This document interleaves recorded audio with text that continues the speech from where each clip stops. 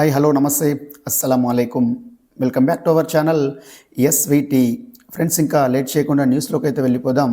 జగిత్యాల జిల్లా Medipalli police station పరిధిలోని రాఘోజీపేట అనే గ్రామానికి చెందిన రాపల్లి నాగేష్కు మన నిజామాబాద్ జిల్లా భీమ్గల్ మండలం పిప్రి గ్రామానికి చెందిన మనోజ్ కుమార్ ఏగులము అనే వ్యక్తి తన దగ్గర దుబాయ్లోని అలీకో అనే కంపెనీకి చెందిన వీసాలు ఉన్నాయని నమ్మించి అదే గ్రామానికి చెందిన ఈ నాగేష్తో పాటు ఇంకొక ఆరుగురు దగ్గర ఒక్కొక్కళ్ళ దగ్గర 40,000 రూపాయల చొప్పున వసూలు చేసి వాళ్ళకి నకిలీ వీసాలను అంటగట్టడం అయితే జరిగింది.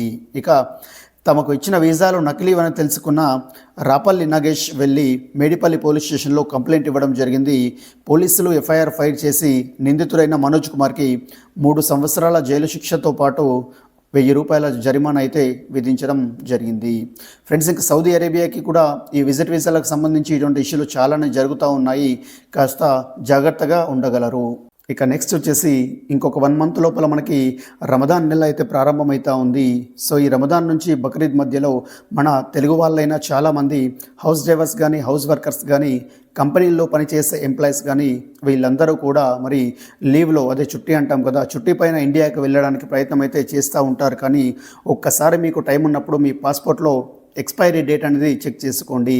ఎందుకంటే ప్రతి సంవత్సరం కూడా మన ఈ రమదాన్ టైంలో చాలామంది కస్టమర్లు మన దగ్గరికి వస్తూ ఉంటారు. నార్మల్లో రెన్యువల్ చేసుకోవాల్సిన పాస్పోర్ట్ కాస్త ఈ తాత్కాల్లో వేసి అనవసరంగా ఎక్స్ట్రా పేమెంట్ అనేది చేస్తూ ఉన్నారు. ఇక ఈ పాస్పోర్ట్లో మనకి 10 నెలలు లేదా అంతకు మించి టైం అనేది తక్కువగా ఉంటే మీరు ఇండియాకి వెళ్ళే ముందే ఈ పాస్పోర్ట్ రెన్యువల్ అనేది చేసుకోవచ్చు.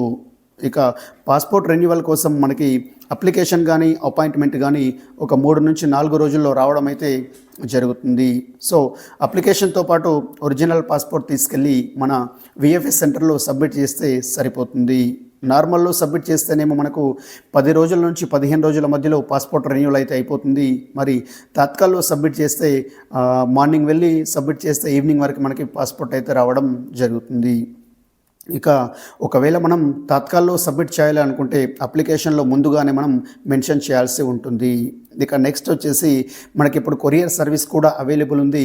ఈ పాస్పోర్ట్ రెన్యువల్కి సంబంధించిన ఫీజుతో పాటు కొరియర్ ఫీజు కూడా మనం చెల్లిస్తే మనకు పాస్పోర్ట్ అనేది కొరియర్లో మనం ఉన్న లొకేషన్కి రావడం అయితే జరుగుతుంది. ఇక ఇంకొక ముఖ్యమైన విషయం ఏంటంటే పాస్పోర్ట్ రెన్యువల్ అయి మన చేతికి వచ్చాక మనకు కొత్త పాస్పోర్ట్లో నంబర్ అనేది చేంజ్ అవుతూ ఉంటుంది. ఈ చేంజ్ అయిన నంబర్ని కాస్త మనం జవాజాత్ త్రూలో నకల్ మాలుమాత్ అయితే చేసుకోవాల్సి వస్తుంది. నకల్ మాలుమాత్ అంటే మనం ఇంగ్లీష్లో దీన్ని పాస్పోర్ట్ నంబర్ అప్డేషన్ అని అంటాం. ఇక ఈ మాలుమాత్ అనేది కంపెనీలో పనిచేసే వాళ్ళకైతే కంపెనీ వాళ్ళు చూసుకుంటారు, మళ్ళీ కఫీల్ దగ్గర ఉన్న వాళ్ళకైతే కఫీల్ చూసుకుంటాడు. కానీ ఈ మనలాగా ఆజాద్ వీసాల్లో, ఫ్రీ వీసాల్లో బయట పని చేసుకునే వాళ్ళు మనలాంటి ప్రైవేట్ ఆఫీస్లో కూడా ఈ మాలుమాత్ అనేది చేయించుకోవచ్చు. ఈ పాస్పోర్ట్ రెన్యువల్ కానీ నకల్ మాలుమాత్ కానీ చూడడానికి చిన్నవి అయినా కూడా ప్రతి సంవత్సరం ఈ రమదాన్ బక్రీద్ టైంలో చాలామందికి చాలా సమస్యలు అయితే వస్తూ ఉన్నాయి. దయచేసి ఒక్కసారి చూసుకోండి. ఇక ఇంకొక ముఖ్యమైన విషయం చెప్తున్నాను మీకు.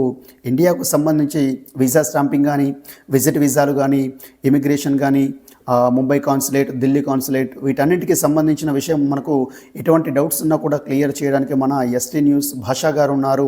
మళ్ళీ సౌదీ అరేబియాకి సంబంధించి పాస్పోర్ట్ సర్వీస్ కానీ, ఇహామా సర్వీస్ కానీ, ఎంబసీ సర్వీస్ కానీ, మన జవాజాత్కి సంబంధించిన ఎటువంటి డౌట్స్ ఉన్నా కూడా అడగడానికి ఈ మధ్య మన ఎస్విటి ఛానల్ కూడా ప్రారంభమైతే అయ్యింది. ఇక మేము 24/7 మీకు అందుబాటులో ఉంటూ మ్యాక్సిమం వీలైనంత సమాచారాన్ని మీకు షేర్ చేయడానికి ప్రయత్నం అయితే చేస్తూ ఉంటామండి. మరి ఈ మన ఎస్విటి ఛానల్లో వస్తున్న న్యూస్ వల్ల మీకు ఏమైనా ఇన్ఫర్మేషన్ అనేది తెలుస్తుంది అనుకుంటే దయచేసి మన ఛానల్ని సబ్స్క్రైబ్ చేయడానికి ప్రయత్నం అయితే చేయండి. మరి మరొక మంచి వీడియోతో మీ ముందుకు రావడానికి ప్రయత్నం అయితే చేస్తాను. మరి చూస్తూనే ఉండండి మన ఎస్విటి సౌదీ వార్తలు తెలుగులో. Thank you.